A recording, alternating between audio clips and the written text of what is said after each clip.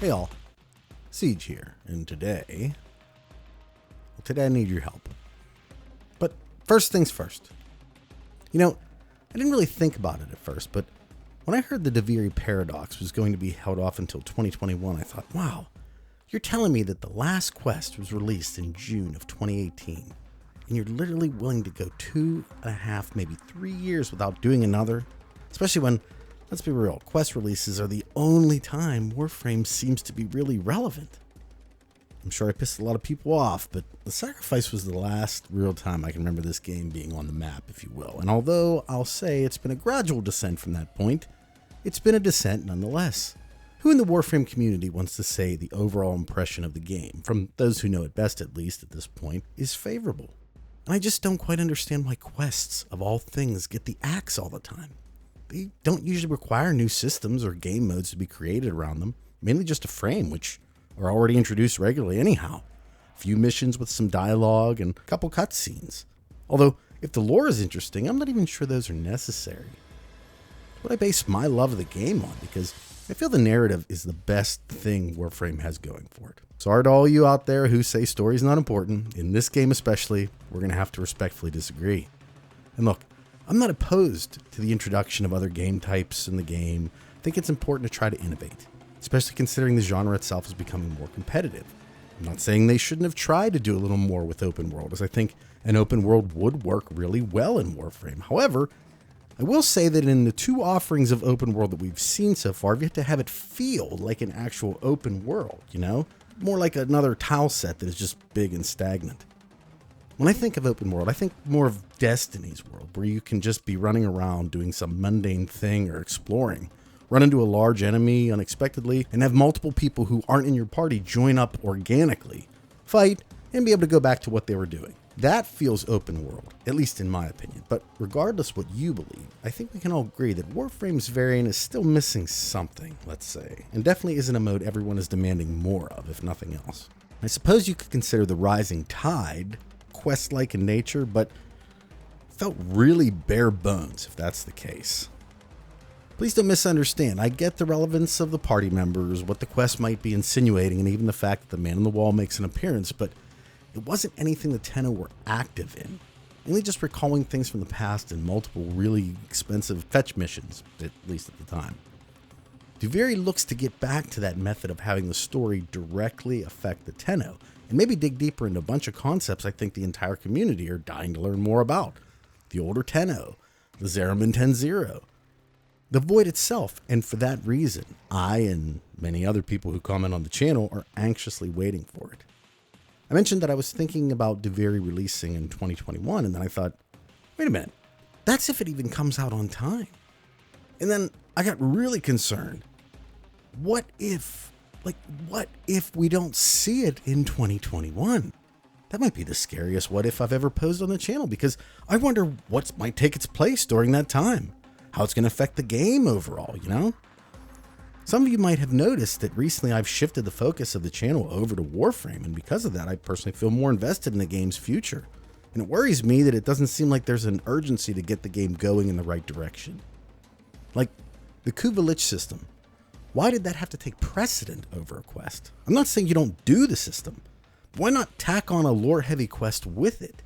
It's not like the implications of Kuva and the Grineer Queen aren't significant aspects to the Tenno's narrative, right? It just ends up as another loose story endo, just like the Man on the Wall, Simodius, the Stalker, the Acolytes. Heck, even something like the Groostrag 3 or Vor out in the Void. These are all interesting characters without a significant story to go with them, and let's be honest, Railjack will become as irrelevant as Arkwing or K-Drives. You want to know why? Because they aren't this. They aren't what people play Warframe for. And they're never going to be, because I don't think anyone really gives the game itself the credit it's really due, and that is in its gameplay. Warframe is a fun game.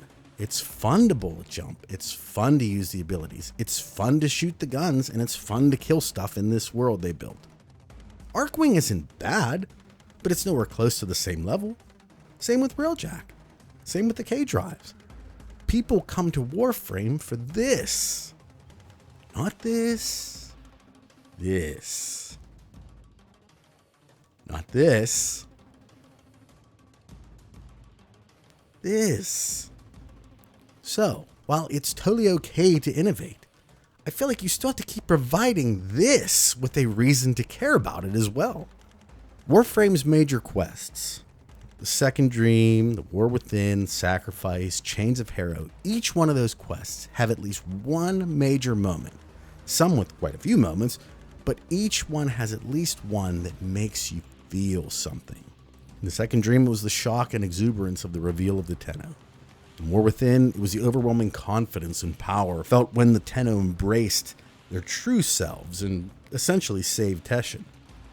In Chains, the very real feeling of horror and helplessness as Rel stalked you through certain parts, completely impervious to anything your weapons or frame could do. And in Sacrifice, when the Tenno finally became the hero, but not by killing some giant boss, but rather by carrying some of Umbra's burden. Something I think many of us would like to have someone do from time to time, to let us know we're not really alone out there.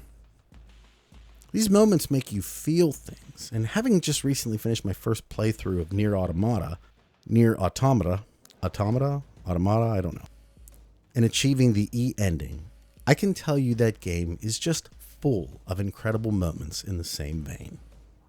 To those that don't know what the E ending is, I'm not going to tell you. Find a way to play Nier and finish it. The game's incredibly fun, but in my opinion, it's so much more than that. It's an event, something akin to Infinity War and how it can overwhelm you with emotion. If you understand the gravity of what's going on in the end, who's singing to you, and what's actually happening, and make it through without getting a little teary-eyed, you let me know, because I got to tell you, you're a much stronger person than I am. The point of all this, though, is Warframe used to make me feel just like that. But the only feelings I've been getting recently seem to be frustration and mild fleeting fun. The Kuva Lich and Railjack launches were not good, and whereas I very much enjoyed Scarlet Spear, I didn't feel anything, you know? It was a fun event. I like Dog Days too. I'd say they were on par with each other. And because of that, I really feel like it would be very bad to discount the importance of quests to Warframe. If you look back, the best moments in game really have come from them. Okay, now we come to the part where I need your help. I'm considering applying for a Warframe partnership. Based on what I've read, I have all the necessary criteria, and I feel like they could probably use another lore person amongst the ranks. However, many of you that follow the game also know that there's been quite a lot of drama associated with it recently, so it would come with its obvious downsides as well. You all have recently pushed me past 10,000 subs. I thank you very much, by the way. And I think you should have some say in the matter. So what do you think? Should I apply and get a deeper look inside, maybe even be able to subtly influence newer content? Or should I not? And still be able to feel free to be able to say whatever I want, whenever I want about the game. Because as you know, if I would become a partner, there's an obvious level of tolerance that one has to portray regarding certain things that they may not have to if completely free of any ties of said game. That's just the way things go. Just trying to be real with you. Keep in mind, too, that if I do apply, it doesn't mean I'll get in, but I need your help here because I'm just not certain what to do. And let me reiterate just one more time my thank you for helping the channel reach 10,000 subs. Actually, it's over that now. And it definitely makes me at least know, not think, know that the work I put into these videos is being appreciated. Don't you worry. I have plenty of ideas for the future too, with or without new quests. But I have to tell you, having quests would be infinitely better. For all of us, baby, you know what I'm saying? And I swear to God, if we get another mini game like Frame Fighter or Wormius or the Shawzen before Duviri, I'm going to lose it. That's a promise. At any rate, thank you for listening today, if you made it this far. And as always, I hope you have a wonderful day today, a wonderful rest of your week, and I'll talk at you all in the next one. Take care, everybody. Bye.